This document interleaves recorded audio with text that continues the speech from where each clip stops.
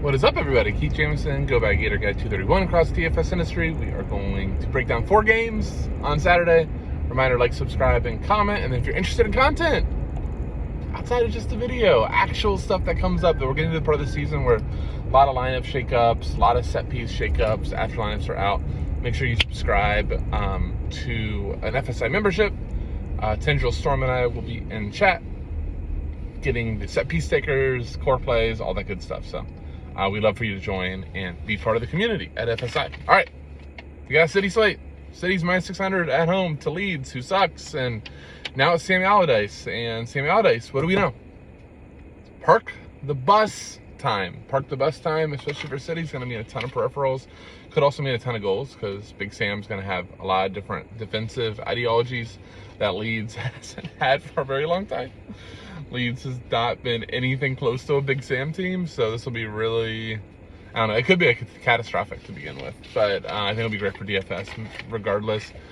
Big news will be if Kevin De Bruyne plays. He's questionable. I doubt Pep risks him for this game, so my guess is that we see Alvarez keep playing that hybrid, like, 10 role.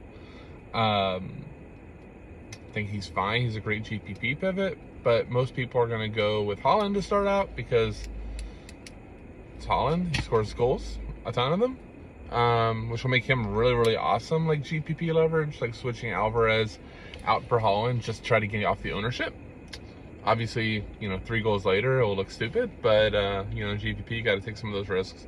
But if I think Mahrez is the lock and load. He took both sides of sets this week. He's out. Foden might be getting back to fitness. If Foden's in, he and Mahrez would likely split. Makes a little bit less straightforward, but I still like either or both. I prefer it just to be Mahrez, Grealish, and Haaland in those wing back spots, and then striker. Grealish is a really good play. He's really coming to his own at City. Now he's just a lock and load starter for them. So he's really good as well. That's probably who I focus on. It's really hard to take Gundogan or Bernardo when you don't know exactly where they play. And just once you get Haaland plus plus Mahrez, your salary is gone real quick. Because then there's going to be some fullbacks we want to spend up for that are probably priced more efficiently than others. So yeah, that's City. We're not going to play targeting anybody on Leeds. Let's go to Palace at Spurs. Here's one of the fullbacks. Pedro Porro has been taking at least half, if sometimes not more, sets for Spurs. He's also going to cross the ball a ton in open play, so he's a really nice play in the 6Ks. A little bit easier to get than Perisic on the other side. Both of them have been awesome. Kane and Son are becoming more goal dependent. Now, this is a spot that Spurs could just explode. We've seen Spurs score 3 on the road against Liverpool. They're leaky as hell too, but they did show some offensive outbursts. I like both. I don't like them better than City pieces, but if you're talking about trying to get off of City pieces and GPP, you could look Spurs there minus 150, 160 at home, 125. But that's where I'd focus on my first Spurs exposure. Yeah, nobody else really comes to mind. Porro being my favorite. On the Palace side, I don't think it's crazy. I don't think it's a slate for it. But if you had a build and you landed on Elise, I would have 0 issues. Spurs, we know, are not going to maintain possession. You could easily get a game flow where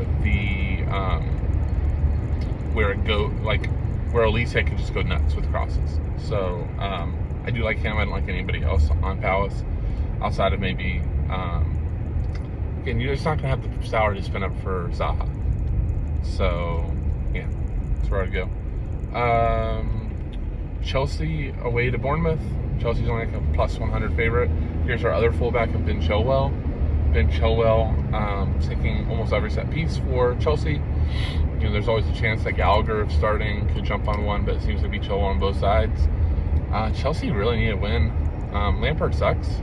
I don't trust him to be the one to get them a win, but yeah, the only piece we feel good on is Chilwell, probably, right? Yeah, you go for a goal on somebody else. They're getting cheap enough, but Bournemouth's been really, really good. this, the second part of the season. They're going to stay up. I don't think anybody thought that for a while. They were like the cellar dweller of the EPL. Them in Southampton for a while, and then Bournemouth just figured it out after the sacking. I don't even remember their manager's name. But let's go to Bournemouth. Tavernier's out, which sucks. But Ryan Christie, pretty solid play. Taking most of their sets. Every once in a while you'll see, what is his name, Rothwell or something like that, taking some.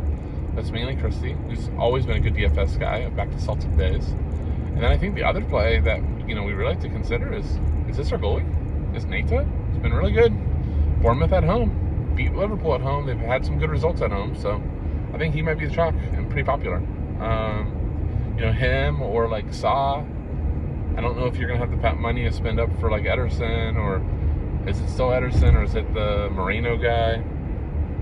I don't think you want to play. Johnstone's actually gonna play for Palace, but yeah, that's not enough goalie talk. Last game, Villa at Wolves. Let's start with the Wolves side. It's pretty much a pick 'em. We really need Pedro Neto on the slate. 3,600. Some set pieces. Really good DFS player. We've played 8,000 for him in past seasons. Really talented young player.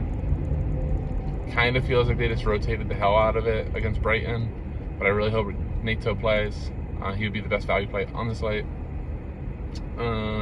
If not, it should be Sarabia taking sets. Even if Pedro Neto's in and Sarabia's in, I think Sarabia takes sets. So it's not like Pedro Neto is just like this overwhelming play. But he's solid. I should also mention, I kind of skipped over it for Chelsea. Depending on the lineup, and N'Golo Kante's been playing this like hybrid 8 role where he's a little more attacking. And until the Arsenal game where Chelsea got absolutely mutilated, he's been really good DFS wise. Look at those logs. So I think Kante, especially if we don't have Neto, could be a good value play too. But yeah, Wolves side, Sarabia, Neto, and then sometimes Hugo Bueno could be the set pieces. I think the days of John Moutinho are over. I should also mention this. Ruben Neves took some sets. Ruben Neves is this guy, like Storm and I were talking, that just, we feel like we never get right. But, if you can get him right, he can get some big scores, also probably on PKs. So yeah, like Neves. On the Villa side, just remember Ollie Watkins under Unai Emery is like the best striker in England. Just seems to score a ton. I also think John McGinn is really good. So he's been taking set pieces and wide. So yeah, I like him. Douglas Luiz not as much because he's central. That's the slate. So 4 games. Hope this helps. Thank you guys for watching. That was it. See you.